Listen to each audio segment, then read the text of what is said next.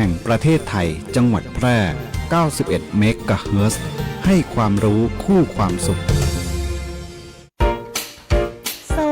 ช่วงนี้ฉันปวดหัวปวดตาจังเลยอ่ะน้ำตาก็ไหลงานก็เยอะมากต้องส่งงานด่วนด้วยฉันจะทำยังไงดีล่ะเนี่ยเพื่อนรัก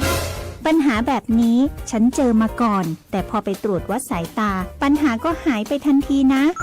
จริงสิทำยังไงอะชมพู่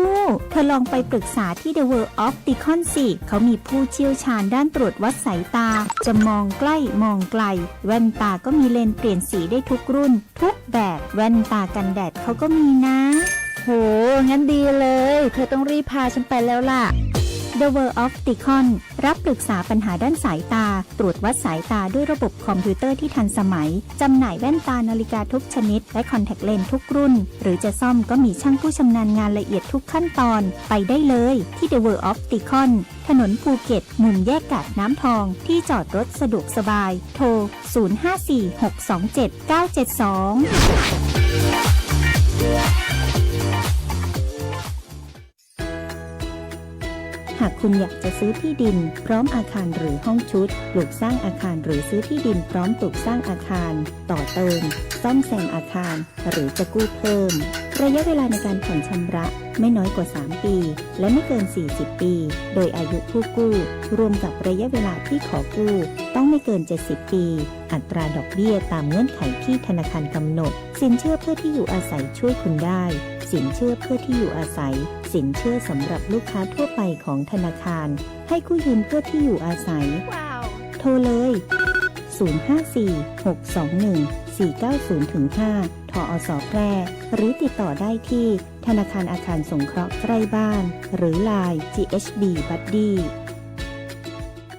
มาช่วยกันเฝ้าระวังไฟป่ามาผู้ก่อว่าภาคเหนือมีพื้นที่เผาซ้ำซากสูงถึง10 ล้านไร่กว่า 90% ของไฟป่ามาจากฝีมือมนุษย์ตีเผาเพื่อหาเห็ดของป่าและการเผาเศษซากพืชหลังการเก็บเกี่ยวบ่ว่าจะเป็นต่อสั่งข้าวโพดเลี้ยงสัตว์หรือนาข้าวฝุ่นควันจากการเผาคือ PM 2.5 ภัยเงียบติยะฮืออายุสั้นลงถึง1 ปีจากทั้งปอดอุดกันมะเร็งหัวใจล้มเหลวและสมองเสื่อมวร่วมใจคนไทยหยุดเผาคืนลมหายใจสะอาดให้ลูกหลานกับโครงการ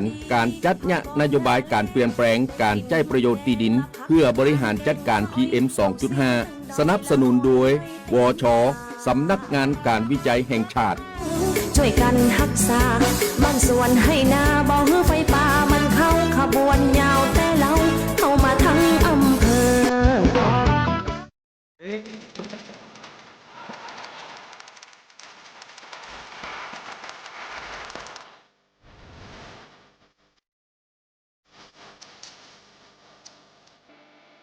เก้ายางแก่สุดโทรมเสียหายมีผลผลิตน้อยการยางแห่งประเทศไทยสนับสนุนปลูกแตนด้วยยางพันธุ์ดีไร่ละ 20,000 บาทและปลูกแตนด้วยพืชอื่นไร่ละ 12,000 บาทแค่เป็นเกษตรกรที่ขึ้นทะเบียนกับกยท.มีส่วนบนพื้นที่ดินถูกกฎหมายเก้ายางอายุเกิน25 ปียื่นกำขอได้ตามสิทธิ์เลือกรูปแบบปลูกแตนทั้งปลูกยางพันธุ์ดีไม่ยืนต้นเศรษฐกิจหรือสวนยางยั่งยืนมีเงินทุนพร้อมช่วยเหลือติดต่อได้ที่054-069-605 การยางแห่งประเทศไทยจังหวัดแพร่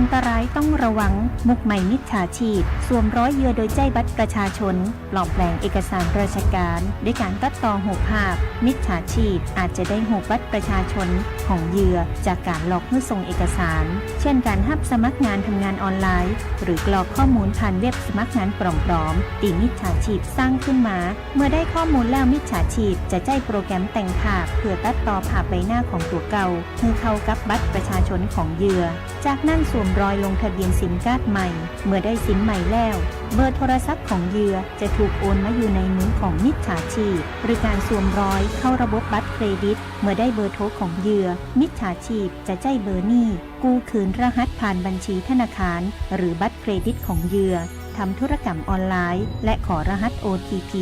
รหัสจะถูกส่งไปตีซิมตีมิจฉาชีพถืออยู่มิจฉาชีพสามารถแจ้งรหัส OTP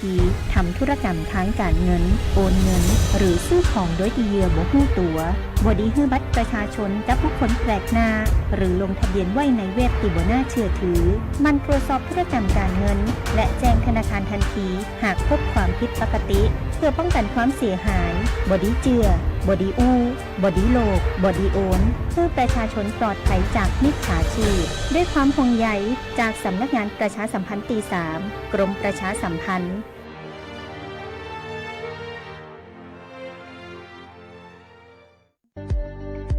โรคซึมเศร้าเกิดจากความผิดปกติของสมองในส่วนที่มีผลกระทบต่อความคิดอารมณ์ความรู้สึกพฤติกรรมรวมถึงสุขภาพทางกายแต่คนส่วนใหญ่มักจะนึกถึงแค่เพียงอาการหรือสภาพจิตใจที่เปลี่ยนไป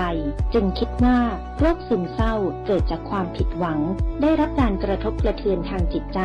แต่ในความเป็นจริงแล้วโรคซึมเศร้าเป็นโรคที่เกิดจากความไม่สมดุลของสารสื่อประสาทจำเป็นที่จะต้องได้รับการรักษาจากจิตแพทย์และต้องบำบัดอย่างถูกวิธีหรืออาจจะต้องใช้ยาในการรักษาร่วมด้วยลองสังเกตตนเองและคนรอบข้างสักนิดว่าเขาข่ายเป็นโรคซึมเศร้าหรือไม่ด้วยความปรารถนาดีจากสำนักงานประชาสัมพันธ์ที่ 3 กรมประชาสัมพันธ์สถานีวิทยุกระจายเสียงแห่งประเทศไทยจังหวัดแพร่ร่วมกับชมรมวิทยุคนเมืองแพร่ขอเสนอรายการวิทยุคนเมืองแพร่หลากหลายสาระความรู้สุขภาพคลังสมองภูมิปัญญาวัฒนธรรมท้องถิ่นสารพันอาชีพเด็กเยาวชนและสังคมหมอกฎหมายทนายชาวบ้านติดตามรับฟังได้ที่นี่ทุกวันจันทร์ถึงศุกร์ 10:10 นถึง 11:00 นทางสถานีวิทยุกระจายเสียงแห่งประเทศไทยจังหวัดแพร่ FM 91 เมกะเฮิรตซ์วิทยุคนเมืองแพร่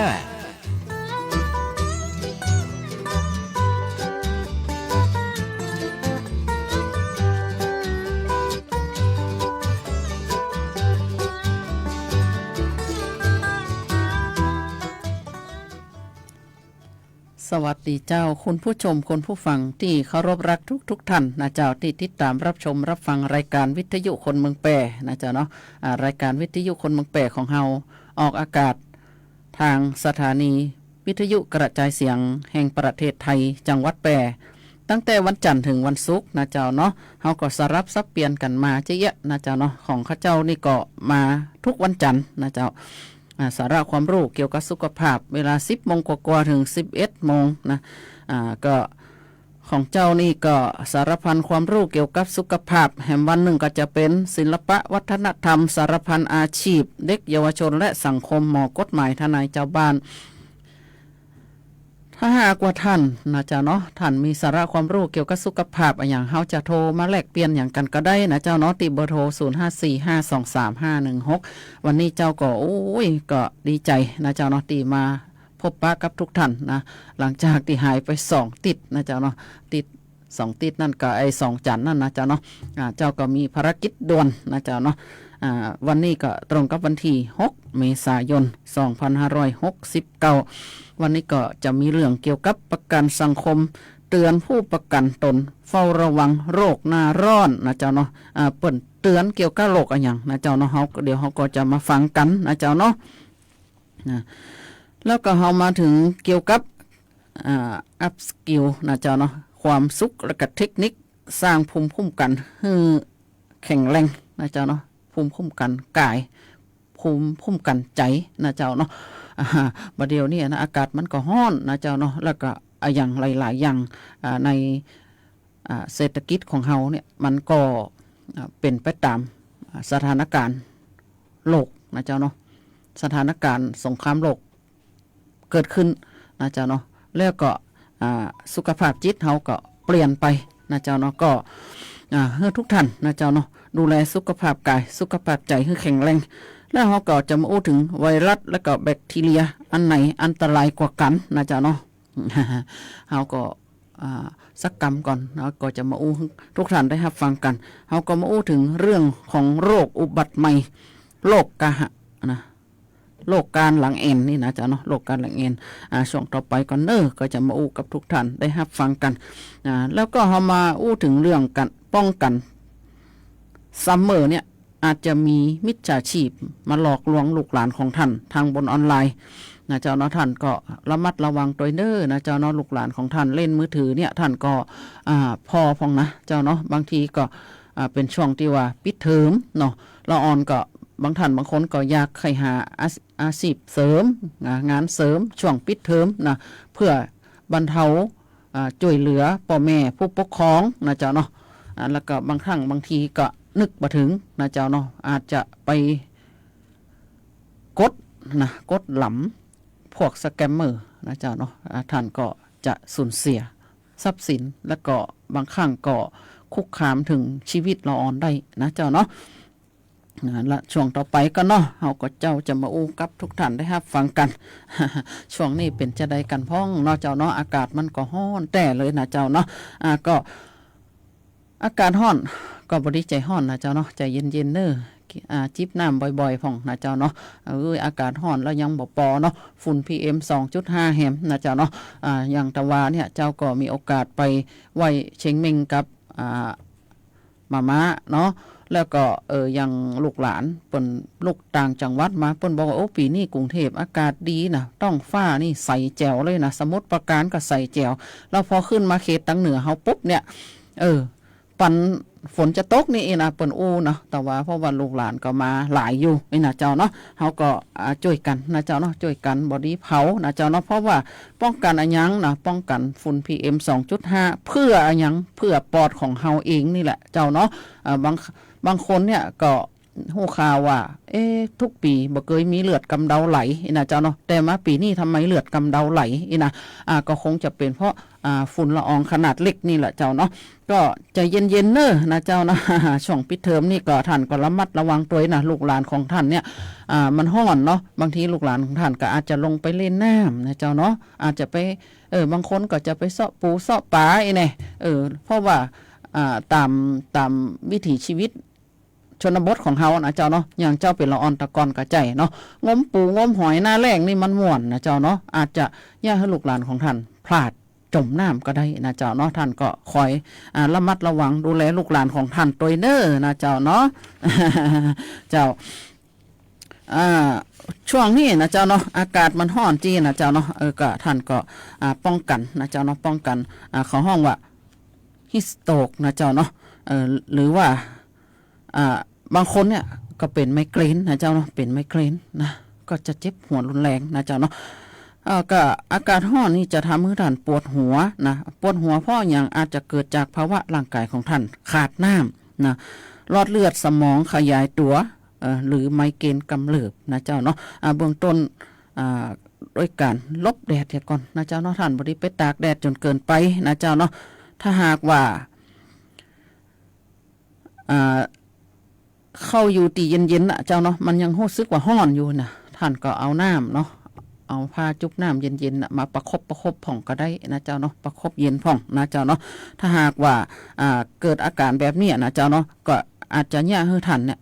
เป็นฮิสโตกได้นะเจ้าเนาะบางคนเนี่ยก็ปวดหัวตุ๊บหรือว่าบางคนเนี่ยก็มีอาเจียนตัวมานะเจ้าเนาะแต่ว่านี่เจ้าก็ได้ฮู้ข่าวว่ามีคนอายุกลางคนหนึ่งนะเจ้าเนาะเพิ่นบอกว่าปวดหัวตุ๊บตื่นเจ้ามาปวดหัวรุนแรงมากเลยนะเจ้าเนาะผลปรากฏว่าแหมสักพักเนี่ยเปิ้นก็อาเจียนแล้วก็เสียชีวิตเลยนะเจ้าเนาะอันนี้ก็หมอยังตรวจอยู่นะเจ้าเนาะยังพิสูจน์ศพอยู่นะเจ้าเนาะท่านก็ระมัดระวังตัวนะเจ้าเนาะก็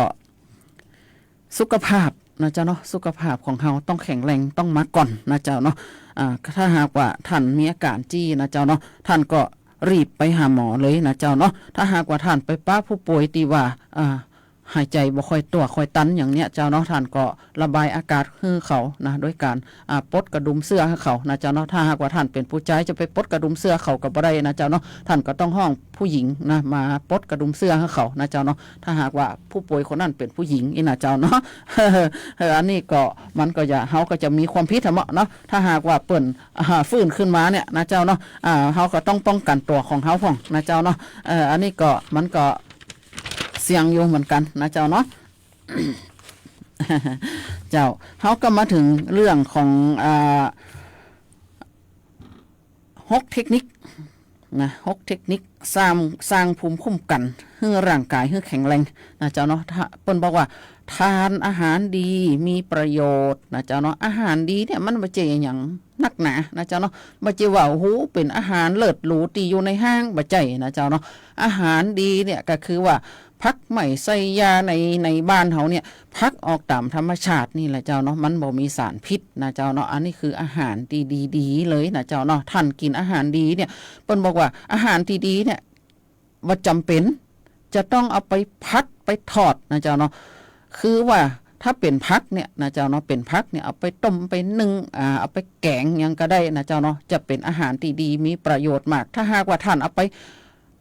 พัดไปทอดนี่นะเจ้าเนาะ อันนี้ก็เสี่ยงไขมันเข้าร่างกายของท่านได้นะเจ้าเนาะนะท่านกินจะได้ไปท่านก็ได้จะนั่นนะเจ้าเนาะเดี๋ยวนี้เปิ้นบอกว่าน้ำตาลในเลือด100นะเจ้าเนาะ100เนี่ยเป็นกลุ่มเสี่ยงแล้วนะเจ้าอย่างเจ้าเป็นอสมเนี่ยเจ้าเนาะโซนของเจ้าที่เจ้าดูแลอยู่เนี่ยมีผู้สูงอายุหลายท่านหลายคนนะเจ้าที่ว่าน้ำตาลเนี่ยสูง100ขึ้นไปเนี่ยเปิ้นถือว่าเป็นกลุ่มเสี่ยงเปิ้นจะฮื้อเฮา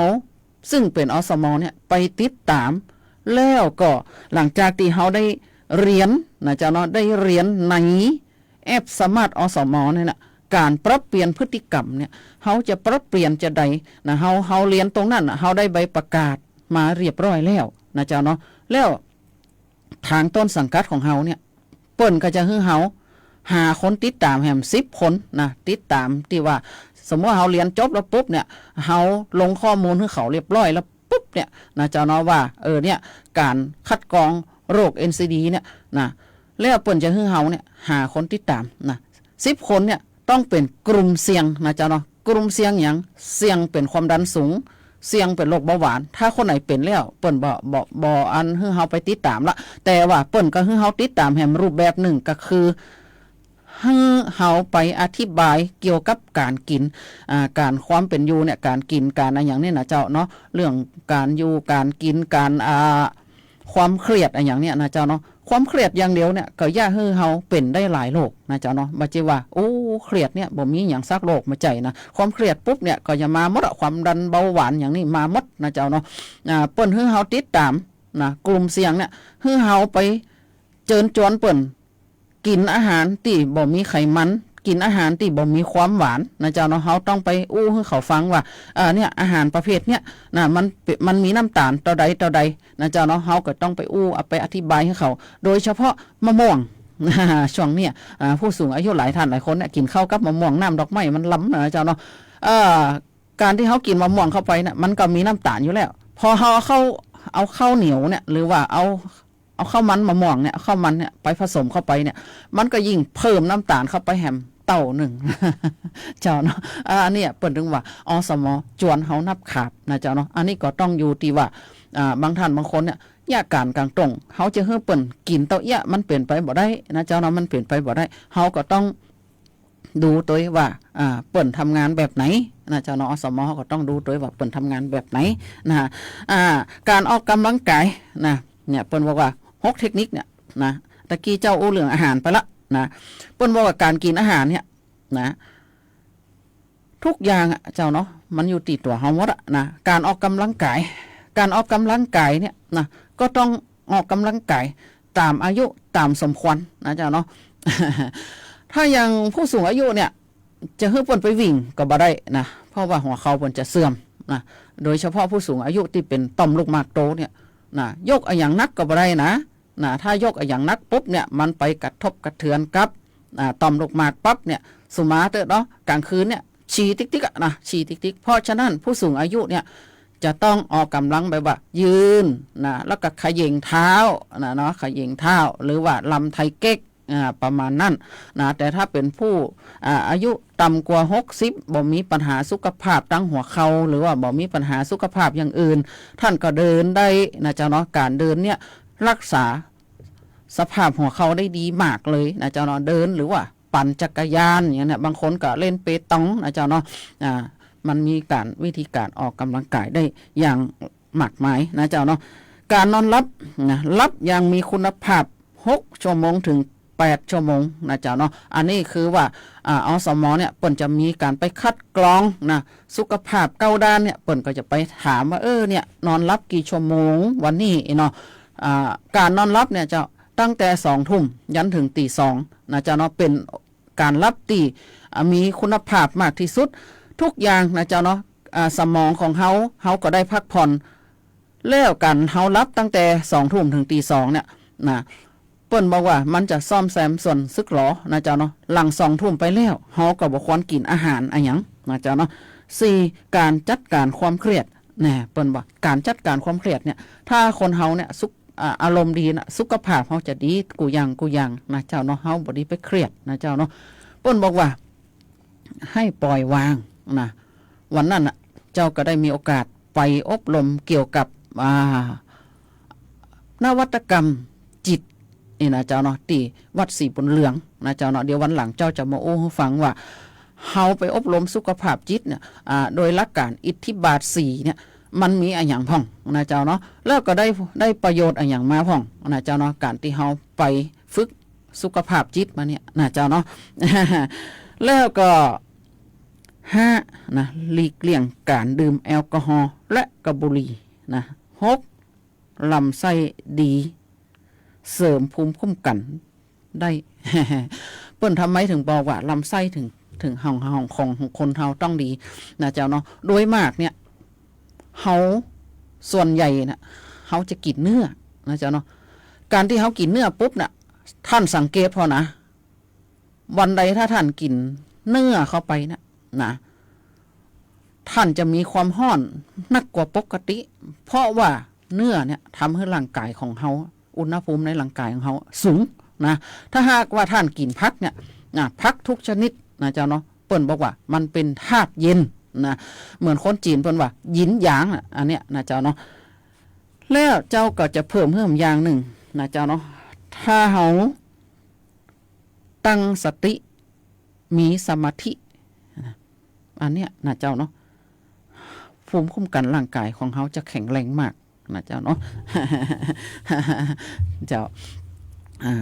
เจ้าก็จะมาถึงเรื่องถึงการอัพสกิลความสุขนะเจ้าเนาะเปิ้นว่ารอให้เป็นนะเจ้าเนาะเมื่อเฮารู้สึกว่า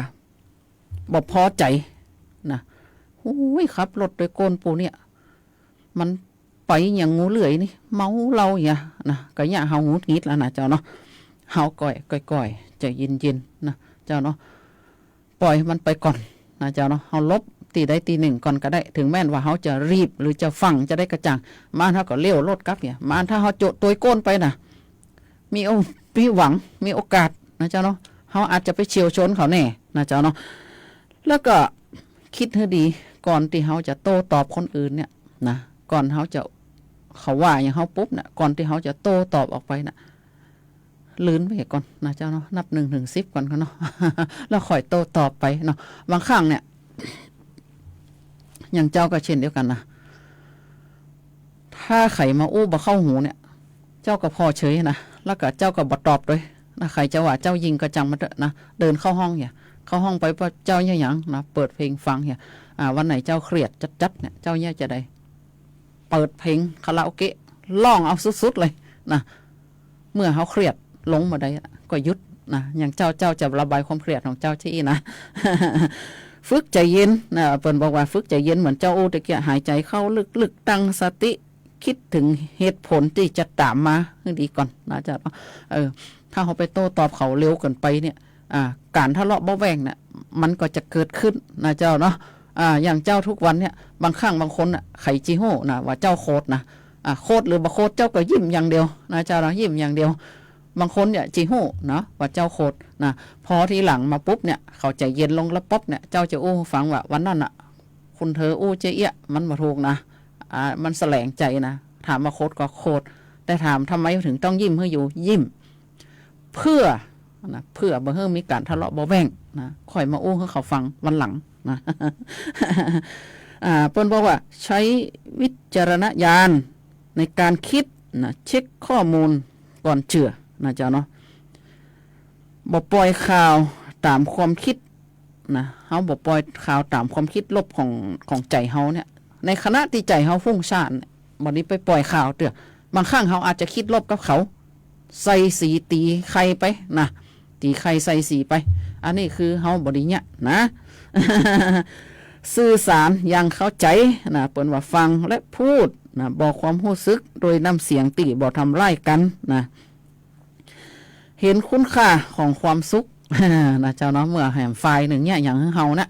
เฮาจะชอบหรือบ่ชอบเนี่ยเฮาก็ต้องขอบคุณเขาไว้ก่อนเฮาก็ต้องว่าโอ้ยดีมากไว้ก่อนนะเจ้าเนาะ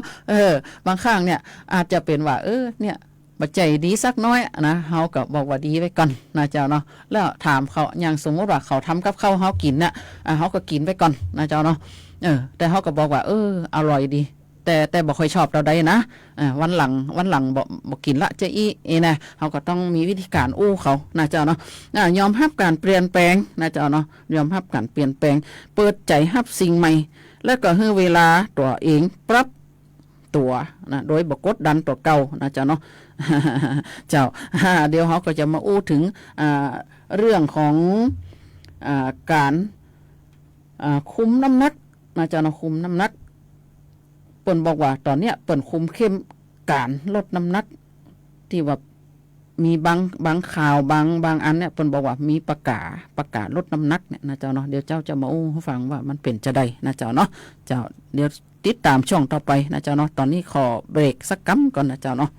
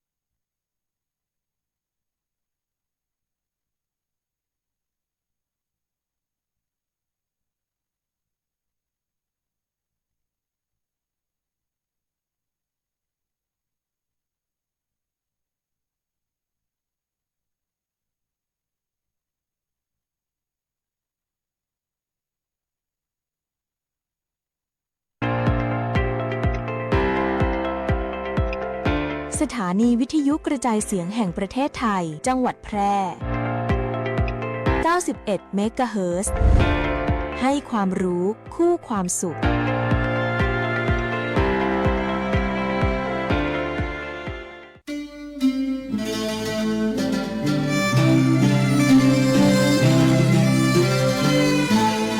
หม้อห้อมไม้สักถิ่นรักพระลอช่อแห่สีเมืองลือเรื่องแพะเมืองผีคนแพร่นี้ใจงามคำขวัญประจำจังหวัดแพร่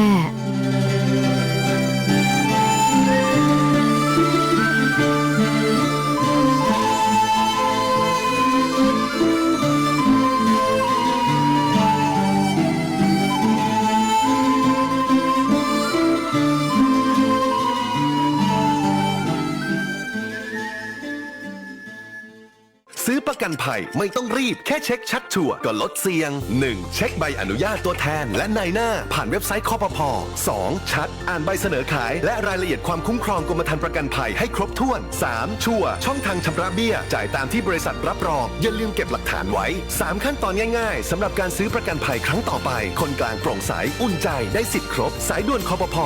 1186 Line Official @OIC Connect คปภ.คุ้มครองผู้ทำประกันภัยคุ้มครองคุณผู้ว่าราชการจังหวัดแพร่ประกาศเจตนารมณ์ให้จังหวัดแพร่เป็นจังหวัดที่ใสสะอาดสุจริตโปร่งใสตรวจสอบได้ผู้บริหารและเจ้าหน้าที่ของรัฐทุกคนในจังหวัดแพร่ต้องพร้อมใจกันปฏิบัติหน้าที่ด้วยความเป็นธรรมดำรงตนเป็นแบบอย่างที่ดีไม่รับของขวัญของกำนันและไม่เรียกรับผลประโยชน์ทุกชนิดจากการปฏิบัติหน้าที่สุจริตโปร่งใสจังหวัดแพร่ใสสะอาดงดรับงดให้ No gift policy ขับขี่ปลอดภัยเมืองไทยไร้อุบัติเหตุด้วยความปรารถนาดีจากสถานีวิทยุกระจายเสียงแห่งประเทศไทยจังหวัดแพร่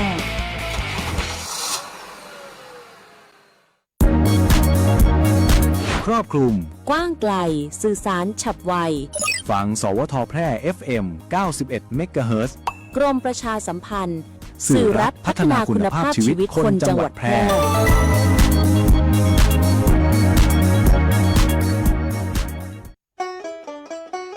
สถานีวิทยุกระจายเสียงแห่งประเทศไทยจังหวัดแพร่ร่วมกับชมรมวิทยุคนเมืองแพร่ขอเสนอรายการวิทยุคนเมืองแพร่หลากหลายสาระความรู้สุขภาพคลังสมองภูมิปัญญาวัฒนธรรมท้องถิ่นสารพันอาชีพเด็กเยาวชนและสังคมหมอกฎหมายทนายชาวบ้านติดตามรับฟังได้ที่นี่ทุกวันจันทร์ถึงศุกร์ 10:10 น.ถึง 11:00 น.ทางสถานีวิทยุกระจายเสียงแห่งประเทศไทยจังหวัดแพร่ FM 91 เมกะเฮิรตซ์ วิทยุคนเมืองแพร่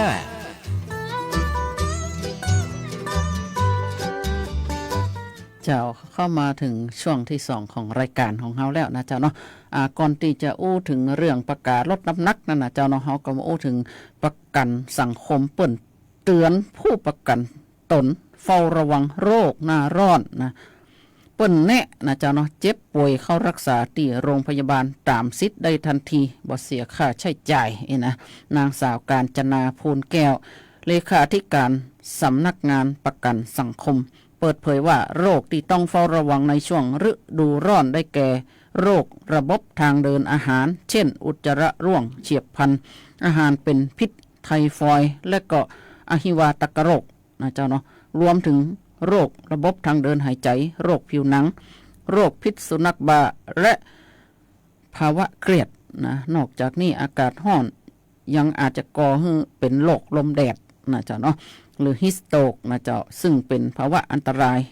ที่อาจถึงขั้นเสียชีวิตโดยเฉพาะผู้ที่ต้องทำงานกลางแจ้งเป็นเวลาเมินสำนักงานประกันสังคมแนะนำแนวทางการดูแลสุขภาพเบื้องต้นโดยยึดรักกินล่อนช้อนกลางล้างมือเลือกรับประทานอาหารและน้ำดื่มที่สะอาดสดใสหลีกเลี่ยงน้ำแข็งหรือเครื่องดื่มที่แจ่เย็นจัดเกินไปบ่ควรนอนรับพัดลมนะบ่ควรนอนรับลมหรือว่าความเย็นนะขณะที่มีเหงื่อนะเจ้าเนาะก็ควรพักผ่อนให้เพียงพอทั้งนี้หากผู้ประกันตนเจ็บป่วยสามารถเข้ารับรักษาในสถานพยาบาลตามสิทธิ์ ทันทีโดยบ่เสียจาก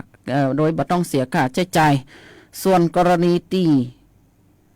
ฉุกเฉินนะเจ้าเนาะบ่สามารถเข้ารับบริการในสถานพยาบาลได้ตามสิทธิ์นะเจ้าเนาะ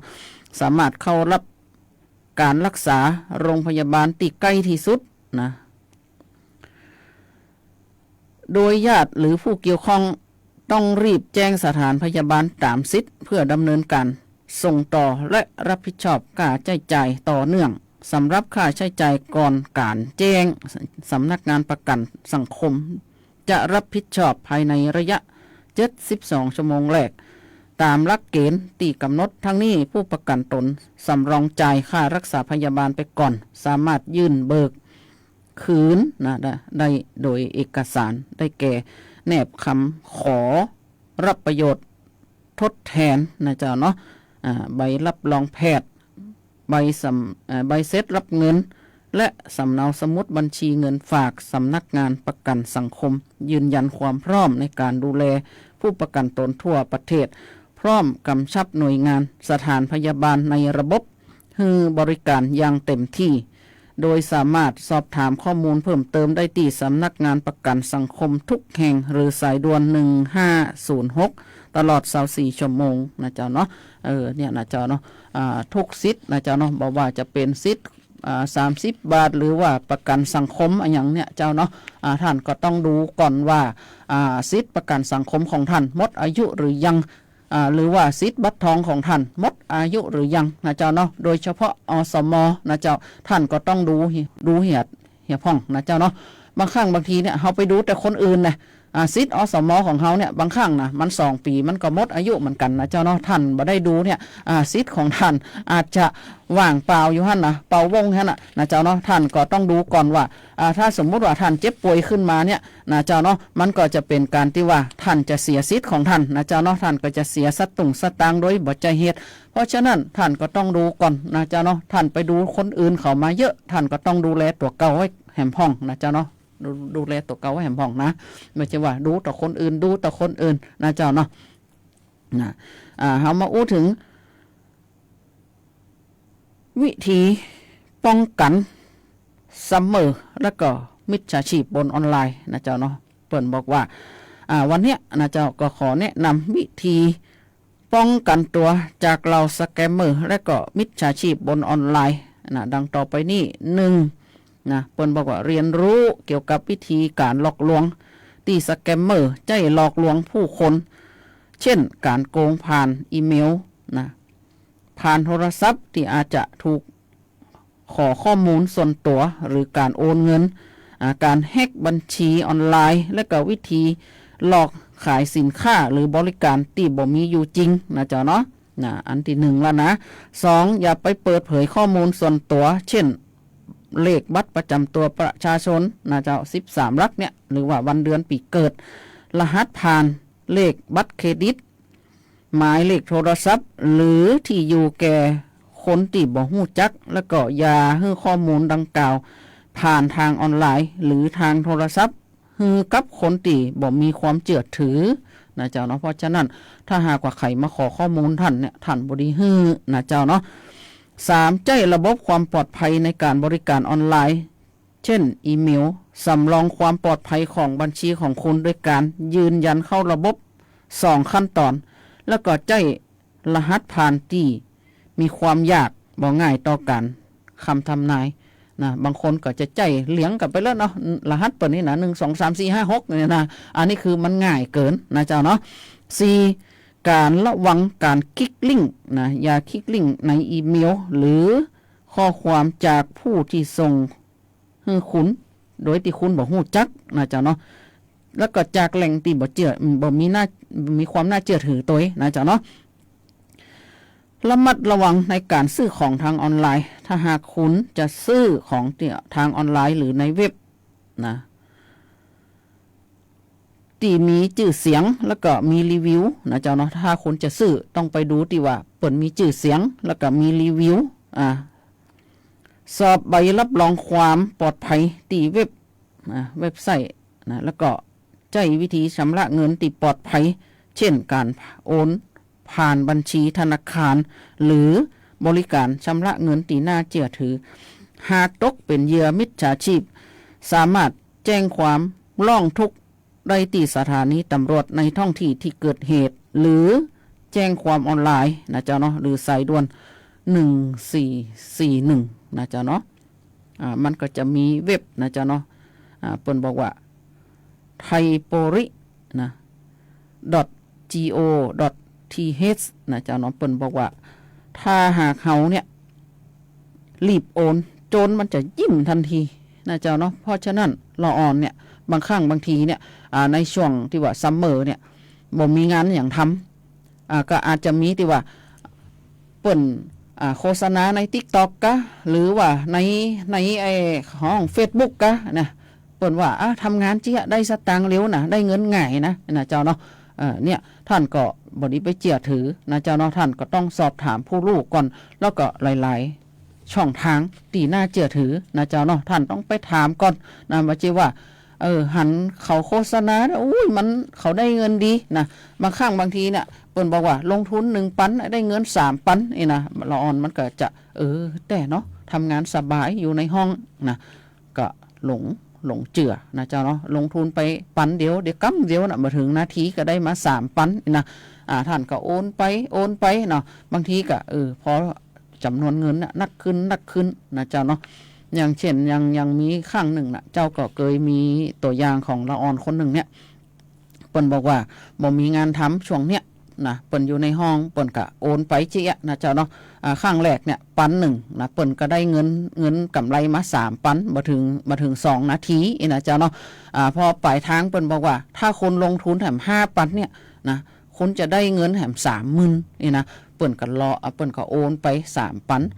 5 ปันนะเปิ้นก็ได้มาแถม30,000แต่นะพอแถมกำเนี่ยเปิ้นบอกว่าถ้าลงทุน50,000น่ะจะได้ลักแถม200,000นี่นะเปิ้นก็โอนไป50,000นะเจ้าเนาะพอโอนไป50,000เปิ้นบอกว่าเงิน50,000เนี่ยมันไปติดอยู่ตะทันตะนี้เปิ้นก็รอให้โอนไปแหมนะเจ้าเนาะผลปรากฏผลสุดท้ายละอ่อนคนเนี้ยเสียเงินไป500,000นะเจ้าเนาะโดยที่บ่ได้คืนเลยนะเจ้าเนาะมิจฉาชีพที่อยู่ปลายทางเนี่ยเปิ้นก็จะโน้มน้าวว่าต้องเนี่ยจะต้องเนี่ยจะโน้มน้าวแบบโหเขามีจิตตะนะในการอู้นะเจ้าเนาะละอ่อนคนเนี้ยก็สูญเงินไป500,000ตอนหลังมาโทรไปทางใดก็ได้นะเจ้าเนาะเขาปิดเว็บหนีเลยนะเจ้าเนาะละอ่อนคนนี้ก็น่าเอ็นดูอยู่นะเจ้าเนาะเพราะฉะนั้นท่านก็บ่ดีไปหลงเชื่อนะเจ้าเนาะการทำงานอย่างที่ได้เงินมาง่ายๆน่ะเป็นไปบ่ได้ท่านต้องท่องไว้ให้คืนใจว่าบ่มีงานอย่างที่จะได้เงินมาง่ายๆโดยที่ท่านบ่เสียเหงื่อนะเจ้าเนาะ เจ้าเฮาก็จะมาอู้ถึงเกี่ยวกับเรื่องของเปิ้นคุมเข้มประกาศลดน้ำหนักนะเจ้าเนาะคุมเข้มประกาศลดน้ำหนักเนี่ยสาธารณสุขเนี่ยประกาศเพิ่มนะเจ้าเนาะประกาศเพิ่มยา GLP-1 นะเจ้าเนาะชนิดฉีดเป็นยาควบคุมพิเศษนะเจ้าเนาะราชกิจจานุเบกษาประกาศเพิ่มกลุ่มยา GLP-1 ชนิดฉีดนะหรือที่เรียกว่าประกาศลดน้ำหนักเนี่ยเป็นยาควบคุมพิเศษหลังถูกนำมาใช้ลดน้ำหนักแพร่หลายย่ำต้องใช้ภายในการดูแลของแพทย์นะเจ้าเนาะเปิ้นบอกว่ามันมีผลบังคับแล้วนะเจ้าเนาะการที่เขาจะลดน้ำหนักได้นี่นะเจ้าเนาะมันมีอยู่อย่างเดียวนะ1เขากินเข้าไปนะเจ้าเนาะเขากินเข้าไปปุ๊บเนี่ยมันไปสะสมนะสมมติว่าท่านกินเกินเนี่ยนะเจ้าเนาะมันจะย่าเฮาติดนิสัยนะเจ้าเนาะถ้าลูกเจ้ามาเนี่ยเฮากินเยอะๆไว้ก่อนนะเจ้าเนาะมื้อเที่ยงเฮาก็กินเยอะได้เพราะเฮาทำงานนักแต่มื้อเย็นเนี่ยเฮาเบาลงแล้วนะเจ้าเนาะเฮาก็กินพวกผลไม้หลากไม้กินถ้าเฮาจะกินข้าวแมลงนะเจ้าเนาะเฮากินข้าวได้ก็ได้นะเจ้าเนาะเฮาต้องกินผักไปประมาณ1 จานนะเจ้าเนาะ1 จานกินก่อนท่านกินผักดิบได้ท่านก็เอาไปลวกนะเจ้าเนาะอย่างเช่นมะทั่วกะผักกาดกะเนี่ยท่านเอาไปลวกมาสักจานหนึ่งท่านกินนั่งกินเปล่าๆเนี่ยคือหมด1 จานก่อนแล้วท่านก็ตักเข้ามา1 ทัพพีนะเจ้าเนาะแล้วท่านบ่ได้กินของตีมันมีไขมันนะเจ้าเนาะอันนี้อยู่ที่ปากของท่านนะเจ้าเนาะท่านเอาเข้าไปจะได้ก็ได้จานนะเพื่อป้องกันการโยโย่ออกมาแหม นะเจ้าเนาะถ้าหากว่าท่านปฏิบัติจะท่านจะคุมน้ำหนักของท่านได้นะเจ้าเนาะถ้าหากว่าท่านเนี่ยลดน้ำหนักได้ละนะท่านดีใจนะวันนี้ไปฉลองก่อน ไปฉลองด้วยกันที่ว่าท่านกินเยอะเข้าไปนะ